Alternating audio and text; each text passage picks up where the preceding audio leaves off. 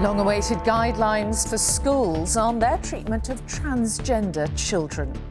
Teachers will not have to use child's chosen pronoun. Single-sex toilets and changing rooms will remain, and parents should be kept informed throughout. But will the plan be workable? Teachers don't train to offer advice and support and wise counsel to a child struggling with their sexuality or their gender. Well, it is an issue that's become increasingly pressing for schools as more children question their gender. It's also an area that arouses anger and anxiety, so we examine what the new guidance means. Also tonight, under pressure at the UN, calls for the US to approve a ceasefire in Gaza. A vote due earlier today has been delayed. The terrible toll of drugs in England and Wales. Drug-related deaths hit their highest since records began. Nature's might and majesty. Huge plumes of lava as a volcano erupts in Iceland. And... So you ready to push? Yeah. Okay, so press down. So 1, 2, 3, 4. 1. Mummy's little lifesaver, how Daisy dialed 999 when her mum collapsed. They said roll Mummy onto her back. And is that what you did? And this CPR. CPR.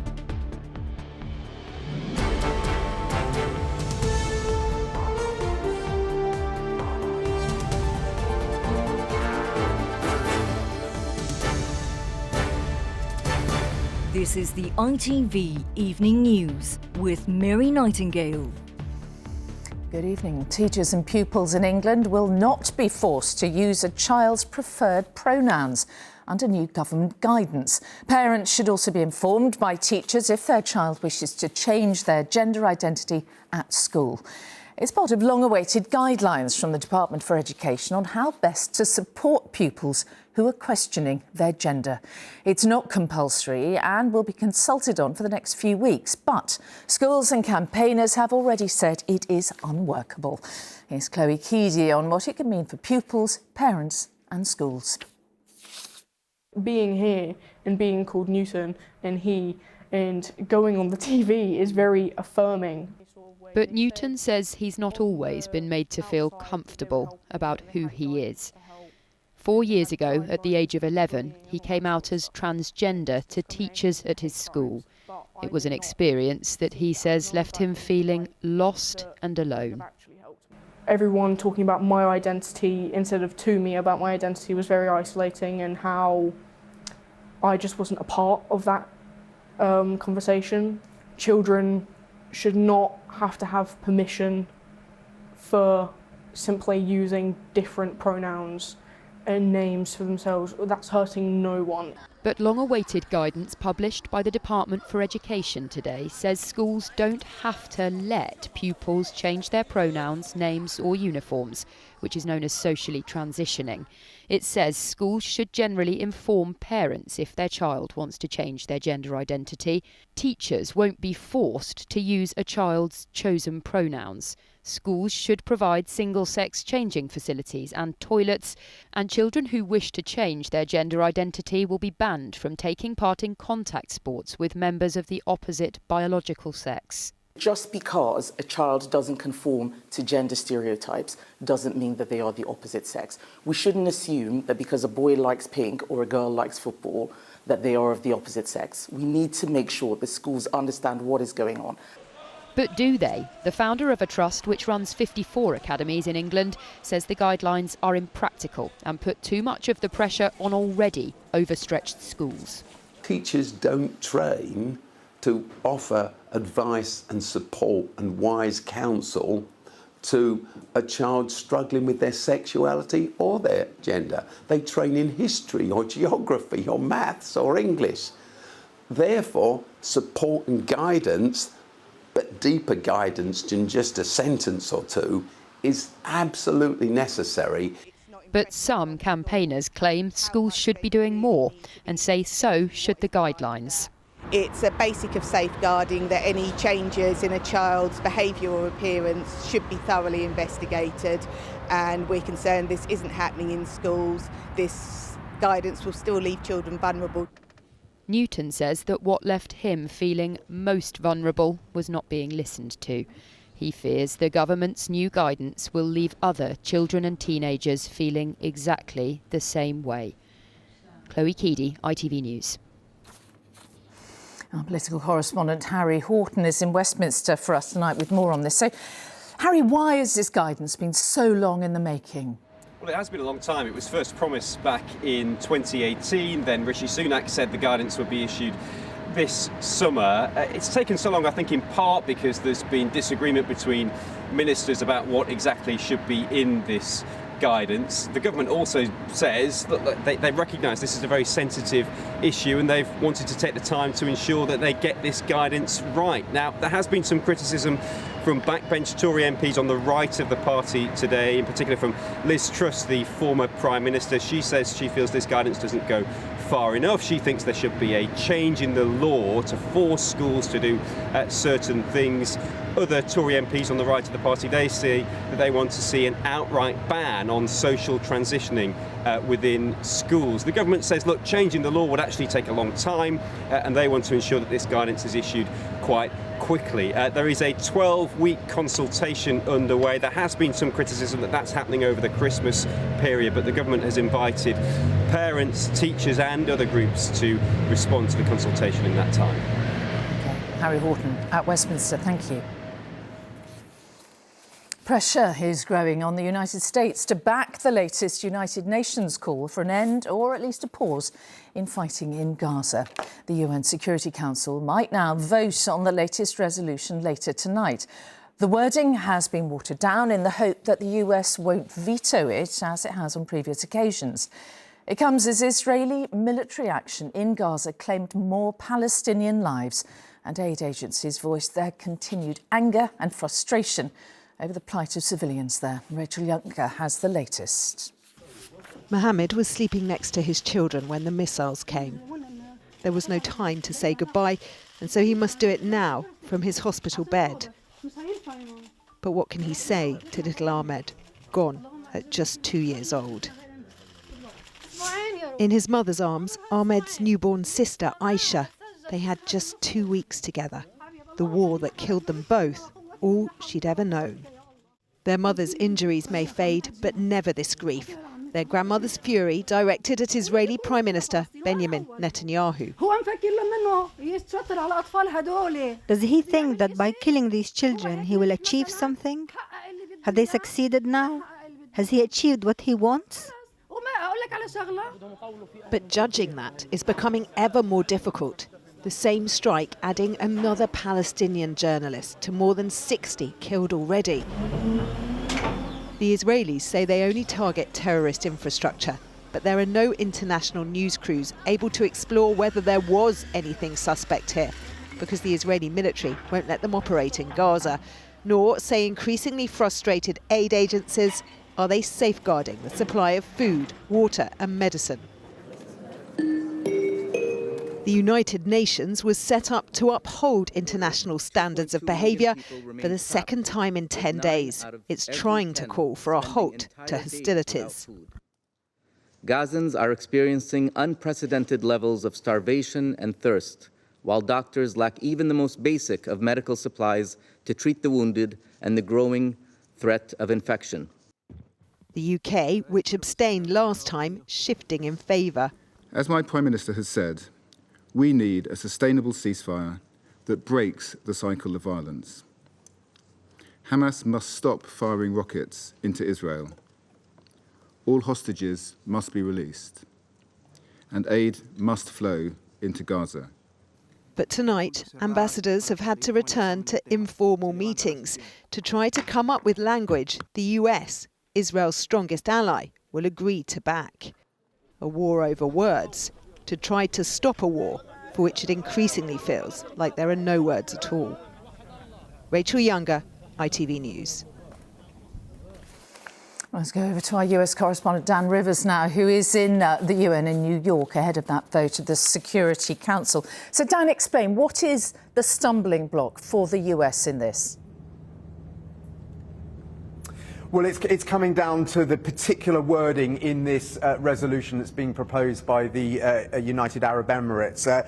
This new resolution is talking about an urgent suspension of hostilities to allow safe and unhindered humanitarian access, but it also goes on to talk about the urgent steps that need to be taken towards a sustainable cessation of hostilities. And it is the word cessation which is particularly difficult for the US. They don't want anything that suggests a permanent ceasefire that could be seen as some sort of victory for Hamas while it still has its military capability intact. It's still able to fire rockets into Israel and its leadership are still there. I just got a very quick word with the ambassador to the UAE as she left the chamber, and she told me she was hopeful and optimistic, but the two main stumbling blocks were the word cessation and also the mechanism by which aid workers would be allowed to get in without being targeted by Israel. They don't want any suggestion, the US, that Israel is going to be restrained in how they continue to prosecute this campaign.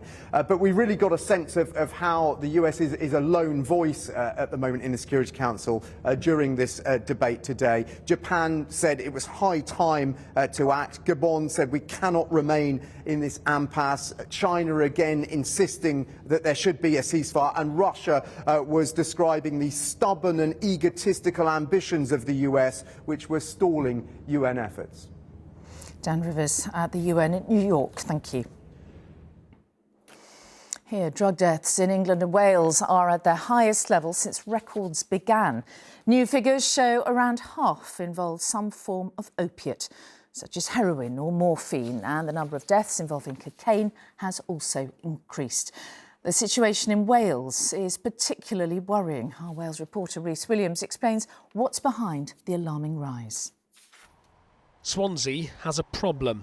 More than twice as many people die because of drugs in Wales's second city than in Cardiff, its much bigger neighbour. Its drug-related death rate is significantly higher than the rest of Wales. It's really hard just to keep yourself going throughout the day. Some of the 83 people who died due to drugs here last year were James's friends. And a lot of those people I knew very well, you know, I am one of those people that possibly it could happen to. Of particular concern is the time it takes to get help for drug addiction. It can be months, unless a crime is committed, in which case you can get help in days. If someone cries out for help, if someone asks for help, they should get that help immediately. It doesn't matter whether or not you're not that much of a priority or higher up or down the list you are. I think if you ask for help and you say you're urgently needing help, you should get help straight away. In Swansea, you don't need to look hard to see the signs of a serious drug problem. Used needles are all too easy to find. Its consequences are something South Wales Police are trying to tackle through the use of nasal naloxone, an emergency antidote for overdoses. They say they've already saved nearly 50 lives, but it's an uphill struggle. We identified drug-related deaths, drug poisonings as an issue. As a force, we are doing what we can to tackle that, to reduce it. Every life matters, and we are doing our best to ensure that we save every life possible. This is the 10th consecutive year drug-related deaths have increased in England and Wales. They're up 88% compared to a decade ago. Joining Swansea with the worst death rates every year are the same, predominantly coastal towns and cities. Other than Swansea and Hastings, they're all in the north of England: Blackpool, Middlesbrough, Hartlepool, Barrow-in-Furness and Copeland. Charities say waiting lists for treatment are far too long in some areas, with a severe lack of consistency in approaches across the UK as well. Contrary to popular belief, the majority of people who actually use heroin don't live under bridges. Trying to access treatment there, you'd have to be probably on a waiting list 5, 6, 7, 8 months. You're not getting a consistent pattern on how quick you can get into a rehab or a detox, and what we need to do is have a guarantee for people about what they can expect from the services, wherever they are in the UK. The government in Westminster and Wales say they're increasing investment to tackle drug-related deaths, but with the numbers going up every year and charities warning of a looming funding crisis, there are fears more preventable deaths are inevitable. So why does this tragic thing keep happening? I mean, there's obviously no easy answer behind this increase, but one thing that keeps coming up again and again from charities and from service users is a lack of crisis support, in particular emergency mental health support. James, who we heard from in the report, says he only turned to drugs due to his mental health condition. And I think with public services facing pressure across the UK, it's no wonder that there seems to be very little optimism that this alarming trend can be turned around right now. Rhys Williams in Swansea, thank you. And staying with health news, and the NHS is braced for a difficult few days with almost half of the medical workforce in England set to go on strike. Junior doctors will walk out at 7 a.m. tomorrow until Saturday morning as their dispute over pay continues. The Prime Minister has labelled the strikes during one of the busiest times of the year very disappointing.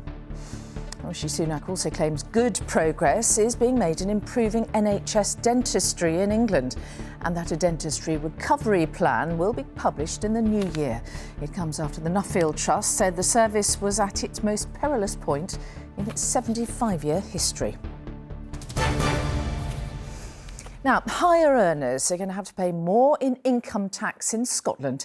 Its government has announced a new tax rate of 45% will apply to income above £75,000 a year. The top rate for earners above £125,000 will rise to 48%.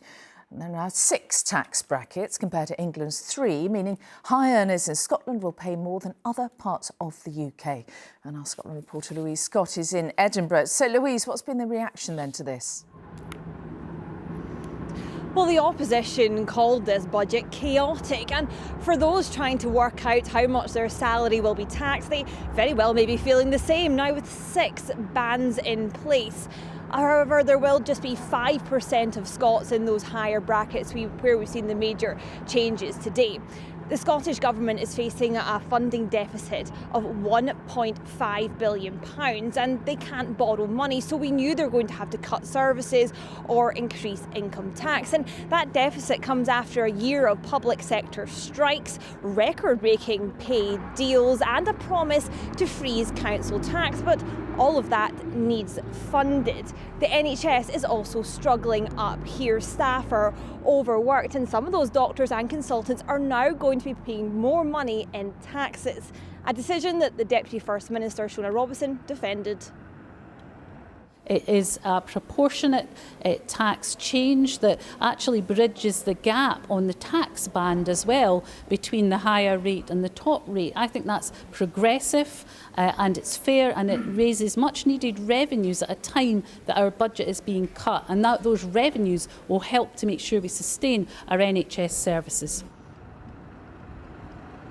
Well, the Scottish Government are blaming Westminster for their current financial situation and say the decision in Westminster to reduce national income was a decision for voters. But of course, with a general election looming, both governments are likely looking at what voters will think of their budget decisions. OK, Louise Scott in Edinburgh, thank you. Elsewhere in the UK, the Welsh Government has published its draft budget for the next financial year. Due to inflation, it's worth more than £1 billion less than when it was set 2 years ago. Health and social care is to receive an extra £450 million, a 4% increase, while local government is to get a 3.1% uplift. But there is a reduction across all other ministerial departments. And in Northern Ireland, Secretary of State Chris Heaton-Harris says he's presented the government's new and final financial offer. The £3.3 billion package is dependent on an executive being restored instalment. The Prime Minister refused to say when he would stop the boats today when he appeared before a committee of MPs. Rishi Sunak also wouldn't say whether or not any airline companies had agreed to take UK asylum seekers to Rwanda under his controversial plan. But he insisted he is confident the scheme will work. Well, our political editor, when will you stop the boats? What's the date for that? Well, the first thing to say is we have made progress, and that is that the numbers this year are down by a third. Which is considerable progress. They're still the second highest on record, though, aren't they, this year? They are, for the first ever time, down. They're still the second highest, but what is the date? Well, there isn't a firm date on this because I've always been clear from the beginning. You said you're going to stop the boat, so I just want to know and what we the will date keep is. going until we do. Okay. But this is not one of these things where there's a precise date You don't have a estimate on it. date. Well, our political editor Robert Peston is here. Some tricky questions coming for the Prime Minister, one could say. How's he going to be feeling about his party and indeed his leadership in this period running up to Christmas?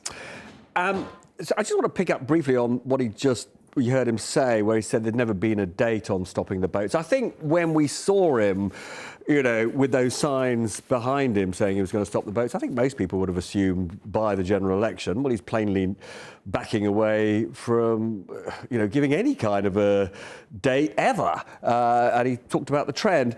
I think he's feeling it's going to be a pretty gruelling year. I spoke to him, I was speaking to him just under a year ago, at the start of this year, and he was pretty chipper. He thought by now inflation would have fallen enough and interest rates would have been starting to fall such that British people would be feeling a bit better off, a bit more confident. He thought that might be reflected or would be reflected in his standing in the polls. As we know, although inflation has halved, according to the target that he set himself, and actually that itself is not completely a done deal because there are some economists who fear it may rise again in the new year. Nonetheless, interest rates haven't yet come down. They may come down in the middle of next year, but in general, that feel-good factor he was banking on isn't there. And my goodness, the opinion polls are pretty terrible for him. He was about 20% behind in the polls, or the party was about 20% behind the polls a year ago, and they're still about 20% behind in the polls. For him personally, though, it's worse than that. He was way more popular than his party a year ago, and now he's personally much less popular than his party. So enormous ground for him to make up. He's got a year to do it. He's got no more than a year till the next general election. OK, not the merriest of Christmases, perhaps. Then, Robert, thank you very much indeed.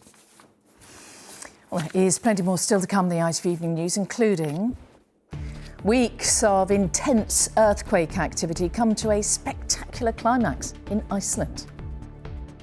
Fascinating to see just nature in action. It's just like something from a movie. And the measures to end delays to new house building, dividing government and local councils. We'll have that and more after this break. See you then.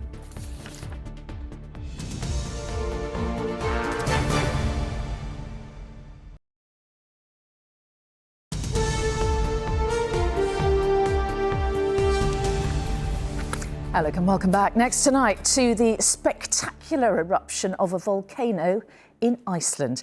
The explosion started last night on Reykjanes Peninsula in the southwest of the country, just north of the town Grindavik, and about 25 miles from the capital. Thousands of people had already been evacuated from their homes as a precaution.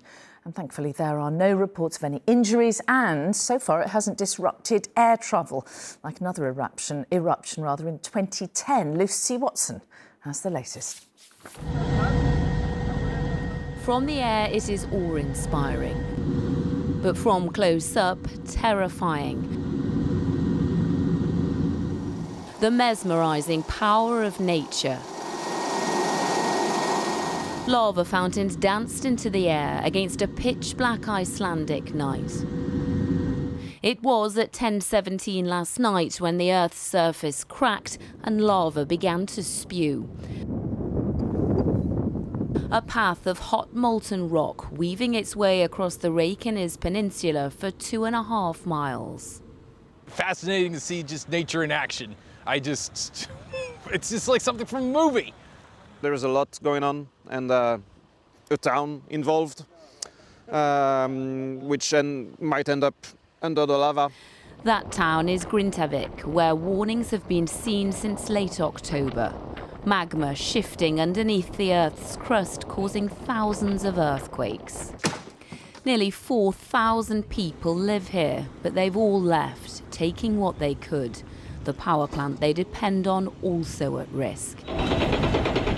But the land of fire and ice knows how to defend itself. We have cleared the town and the area, and now we're just securing the area and closing every roads. Iceland is a hotspot for volcanic activity, positioned over tectonic plates moving in opposite directions. This plate boundary is cracking every few months or so, and there is magma coming from depth and filling in the voids. The lava is spreading out quite fast. It is closer to infrastructure and people. So the threat is definitely there. In 2010, this Icelandic volcano created a huge ash cloud, grounding European air travel for more than a week. There is no such emergency this time. The direction in which this burning rock will move is unpredictable, though. But the theatre of the natural world too fascinating not to watch. Lucy Watson, ITV News. Spectacular, isn't it? A 6.2 magnitude earthquake which struck northwest China has killed more than 120 people. Rescue efforts are underway in Gansu and Qinghai provinces, with more than 500 people reported injured. Around 4,000 rescuers have been sent to the region, but freezing temperatures are hampering the operation. Volodymyr Zelensky has rejected suggestions that Ukraine is starting to lose the war against Russia. In a rare press conference to mark the end of 2023, the Ukrainian president also said his military has asked for up to 500,000 more people to be mobilised. Downing Street says it is not yet clear what impact the issues in the Red Sea will have on oil prices. The Prime Minister's spokesperson says the UK is working with allies to deter attacks by Houthi rebels on shipping vessels. Now, the Housing Secretary, Michael Gove, says he hasn't abandoned home building targets despite unveiling plans to allow councils in England to build fewer than needed. In a speech today, he said the government's new approach would be to pressure local authorities to speed up planning decisions. Our political correspondent Carl Dinnan is in Westminster. So, Carl, is Michael Gove actually planning to get tough on councils? Well, this was certainly billed as Michael Gove cracking the whip over English councils who aren't approving enough homes. And there is a certain amount of that going on. So those councils, for example, who don't have a plan for their house building will be told to get one pretty quickly, or they could start losing powers and even have developments forced upon them. The councils will also be told that they will now be judged not just on how many approvals they are considering, but on how many approvals they actually finalise, and the results of that will be made public. We will publish league tables revealing the real performance of local planning authorities, the speed with which they respond, the level of approvals, their delivery against targets. We will ensure that these league tables reflect how the system is gained at the moment by some. But there is a fairly large but to all of this, and it's this, that councils will be able more easily to block developments on greenbelt land, and also their targets will become advisory rather than something that they have to do. So the National Housing Federation has said the changes will effectively relax local housing targets and will result in fewer homes. So ultimately, this is a fairly nuanced bunch of changes to English national planning frameworks to possibly satisfy both sides of a Tory party. One side that wants fewer houses built in leafy constituencies, and the other side that recognises, as we have reported on this programme many times, Mary, that not enough houses are being built. Carl Dinnan in Westminster, thank you. You are watching the ITV Evening News. It's just a couple of minutes after 7 o'clock, and here is what's still ahead before Emmerdale. The TV legend considering assisted suicide and reigniting a debate on a change in the law. I have thought, well, if the next scan says nothing's working, I might buzz off to Zurich. But it puts my family and friends in a difficult position. A tragedy averted thanks to incredible quick thinking. What's that sound? Is that Mummy? The 5-year-old hero who saved her mother's life. And it was during the early 1900s that Christmas became the celebration than it is today, with the tree becoming a real focal point for families. Join me for a rather festive forecast and maybe even a carol later in the programme. But before all that, the family of a toddler who fell to his death from a 7th floor flat have told ITV News it could, and indeed should, have been prevented. 1-year-old Exodus Eob died after climbing onto a bed under an open window in his sister's bedroom last July. A safety lock had been disengaged because it was a hot day. His mother and sisters say they repeatedly reported their concerns about the danger of the windows to their local council. They wanted a secondary safety device fitted, like those on other flats in their block. Those were made available after the similar death of a boy less than a mile from their home. But they say they were ignored and they fear that race may have played a part. Leeds City Council strongly refutes the allegations. Our investigations correspondent Daniel Hewitt, who has exposed substandard social housing right across England, has a special report which contains details that viewers may find distressing. Exodus was the most cutest child. He'd laugh all the time. I loved his smile. I'd wake up in the morning just to kiss him and hug him. I loved him so much. The videos of Exodus are too few, the pain watching them too much. It's 18 months since Barikti lost her baby boy and Reem her baby brother. When I sit, he's sitting with me on the sofa. He's sitting next to me. When I walk, he's follow me. I don't know. He's a very nice boy, he was been. He's very nice, honestly. You okay? Sorry. Don't apologise. The family lived on the 7th floor of this council tower block in Leeds. Exodus grew up in a home plagued with mould, damp and leaks. In 2021, when he was just a few weeks old, the bathroom ceiling collapsed and Barikti successfully sued Leeds City Council. But it was the height she hated and how far the windows would open. She started taking videos and from 2014 raised her concerns with the council. The windows had circular restrictors on either side, but Barikti's other son is 5 years old and autistic and would try to play with them and push them open. She says she begged the council for an extra cable locks to be fitted to guarantee they couldn't open so far. I went there with my mum so many times after school, from primary school to high school, constantly complaining to them about the window, about how wide the window can open and how she didn't think the restrictor was fit enough for us because it was quite easy to play with. What was the response? They were just extremely dismissive. My mum would usually bring me into the housing office because she thought maybe it's a language barrier. The way they would treat my mum was just horrible.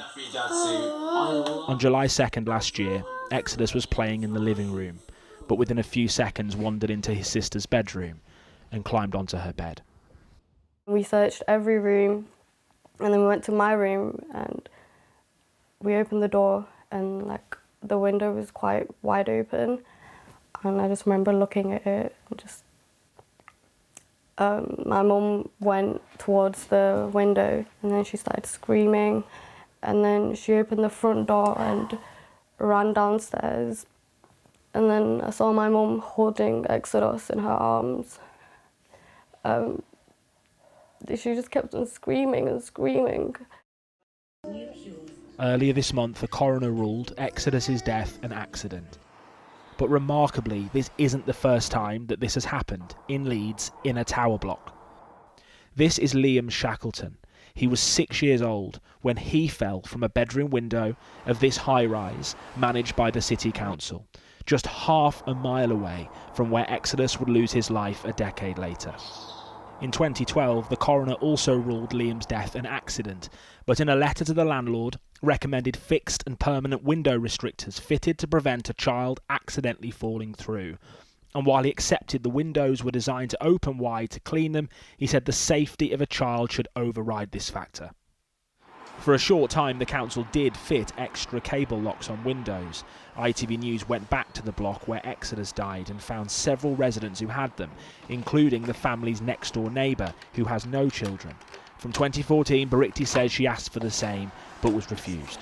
Liam Shackleton, 12 years prior, died also from a property owned by Leeds City Council.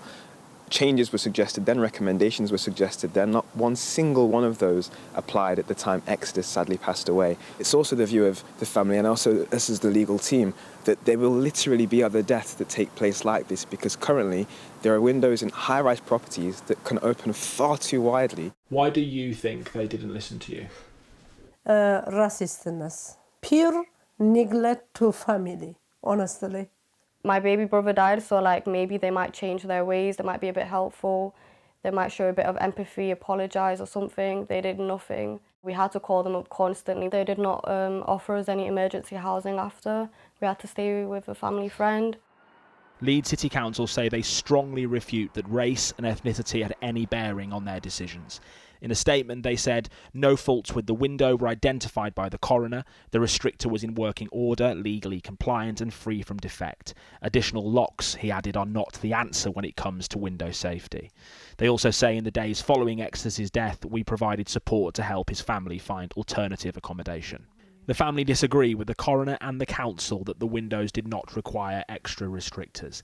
They believe they would have saved Exodus's life and will now campaign for windows in high-rise blocks to be made safer in his name. Daniel Hewitt, ITV News.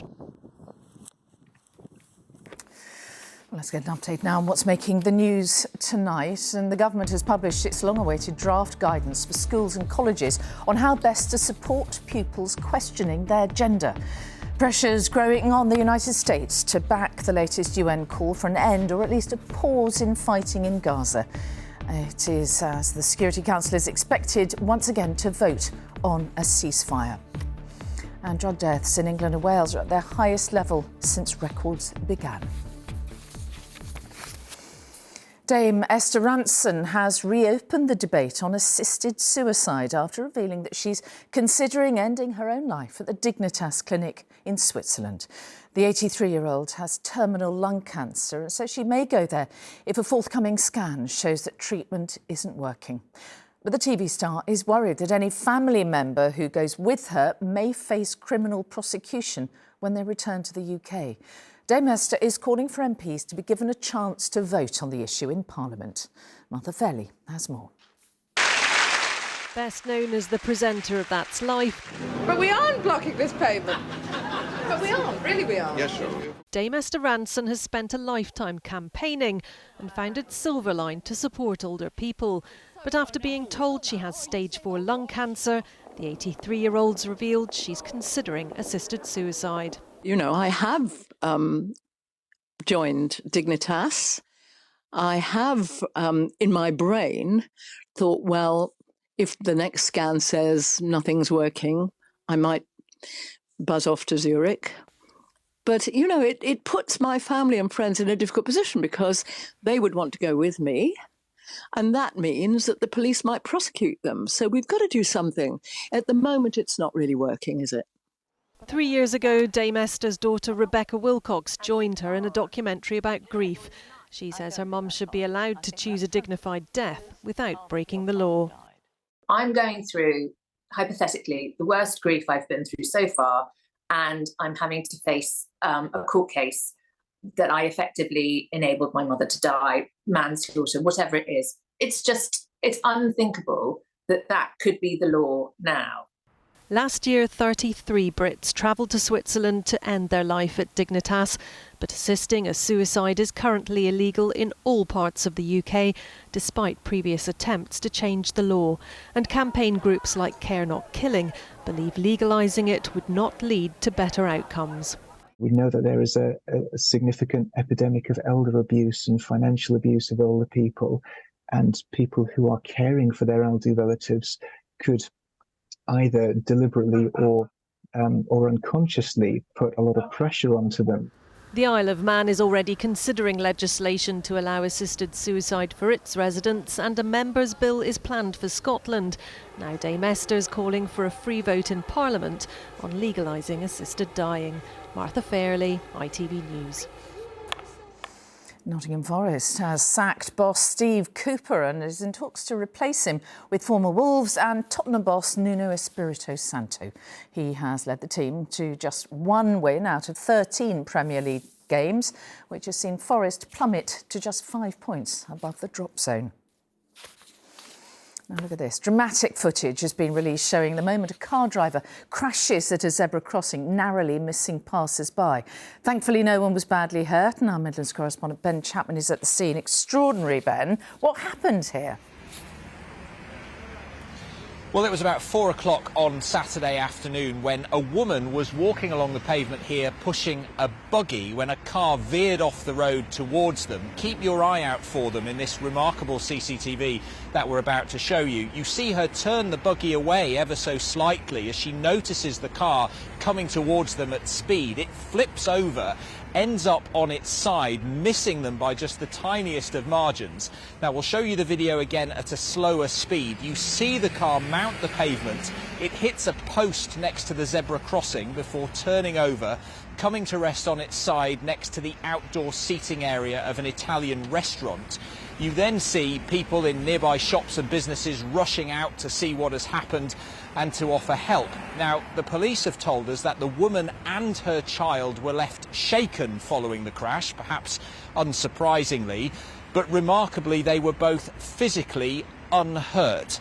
The driver of the car, a woman in her 40s, escaped with just cuts. We're told that she was spoken to by officers here at the scene, and the police say that she is now assisting them with their inquiries as they try to establish what happened and how it happened. OK, Ben Chapman in Solihull, thank you. Still to come before Emmerdale, the award-winning little girl whose bravery saved a life.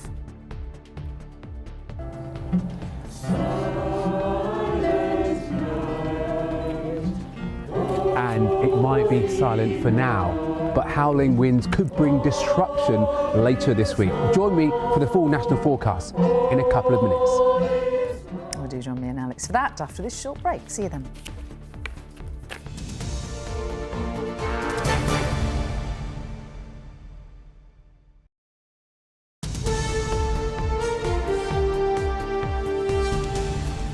Hello and welcome back. Time for the weather now. Alex is at the Beamish Museum and Alex, it is Christmas with a sort of Victorian twist there. Absolutely, Mary. Yes, we've been transported back to the early 1900s here at the Beamish Open Air Museum. We've even got some last-minute Christmas shoppers behind me. They're going to have to be quick because the last tram of the day leaves pretty soon. But it was back in the early 1900s with the help of the Victorians and then the Edwardians that Christmas was transported into the celebration that we know it to be today. The Christmas tree becoming a real focal point and a must-have in our living rooms. And businesses started to close down so that workers could spend time with their families over the festive season. However, the weather forecasting wouldn't have been in advance as what it is today. But I am sure that the forecasting systems that we had in place then would have spotted the low pressure which is going to be moving in a bit later this week. Yes, in fact, where we are at the moment, Beamish is under that wind warning which kicks in on Thursday. Let's take a quick look. It's over a very large area actually, and it's going to perhaps produce gusts of wind between 40 to 60 miles per hour quite widely, maybe even up to 80 miles an hour on some exposed coasts and up over the tops of the hills. So it will pack a bit of a punch as we run up into Christmas, but it should be out of the way. And then, of course, prospects for a white Christmas are on the cards. I have to say more so for northern areas at the moment. That's when we're going to get the colder conditions. Further south, it's set to stay somewhat milder and a little breezy at times. As for the forecast for the next couple of days, let's take a look right now.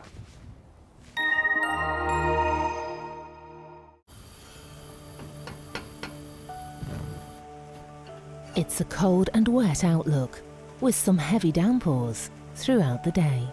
Heinz Big Soup sponsors ITV National Weather. Well, as we head into tomorrow, we are expecting it to be quite wet and a little breezy across the north as this system starts to move in. Further south, though, it's going to be drier a little bit longer, but even here we'll actually see some outbreaks of rain coming a little bit further south as we head through the daytime, but also the winds picking up all round ahead of that system moving in for Thursday in particular. Let's take a quick look at the pressure pattern setup, and you can see where we do have that system moving in across the north, and that will produce some outbreaks of rain and cloudy skies, but further south it'll be staying drier that bit longer. So let's put some real detail on it for this evening. Ahead of the band of rain, we're actually going to get some showers across much of the northwest of Britain in particular, and with the colder air mass over us at the moment, they could turn a little bit on the wintry side, more so up over high ground. Further south, it's going to be a drier night with some clear breaks, but as we head into tomorrow morning, that's when we see that rain really kicking in across the north, and that will slip its way southwards as we head through much of the daytime tomorrow. So ahead of it, further south and southeast, drier, brighter, but certainly a cool start to the day after a relatively chilly night. But even here, we're going to see the cloud cover building up as we head through the daytime. Temperatures, though, a touch milder than what they have been today, back into double digits across the south in particular. And then it gets a little milder as we head into Thursday. But as I say, it turns quite unsettled with that low pressure very much in control. So outbreaks of rain, and as I say, that wind warning in place as well for Thursday in particular. Heinz Big Soup sponsors ITV National Weather.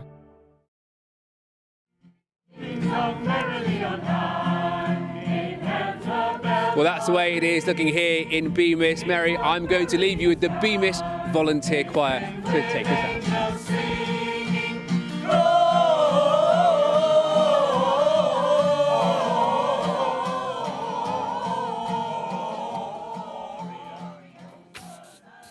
Oh, brilliant. And finally tonight, the well-deserved Bravery Award for a quick-thinking 4-year-old. When Daisy Hamer's mother, Amy, collapsed at home, she didn't panic. She called 999 and even helped start CPR on her mum. Pablo Taylor went to meet them. Come on, let's go and put these last few decorations on the tree. Christmas is always a time to be thankful, but in the Hamer household, Mum Amy knows exactly who to be thankful for. When a heart condition caused her to collapse at home, her guardian angel was close by. Is the patient breathing? Is she awake at the moment? No. Can you get close to Mummy and just tell me if she's breathing?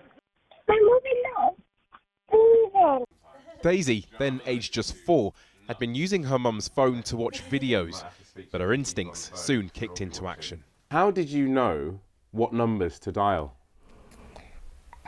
Because my mum taught me how to do the postcode and call 999. When I came around, the paramedic that was there said, "You do realise it was your daughter that had called the 999, told them the address," so I was absolutely amazed. And incredibly, Daisy had also followed some life-saving instructions. They said, roll Mummy onto her back And is that what you did? and do CPR. CPR. CPR. So you ready to push? Yeah. Okay, so press down. So 1, 2, 3, 4. 1, 2, 3, 4. That's it. Keep going at that speed. You're doing really well. You're really brave, you are. So just keep going. What's that sound? Is that Mummy? Today, at her school, Daisy was awarded a bravery certificate by her local ambulance service, who said her timely intervention was vital. I keep saying she was cool as a cucumber because she did everything well and she did everything right, and she helped save her mum's life. She was very much the celebrity in the classroom today, but for Daisy, having mum around is what's always mattered most. Pablo Taylor, ITV News, Newark. Well done, Daisy. And that is all from us for now. Julie's here at 10, but from me in the evening news team. Bye-bye.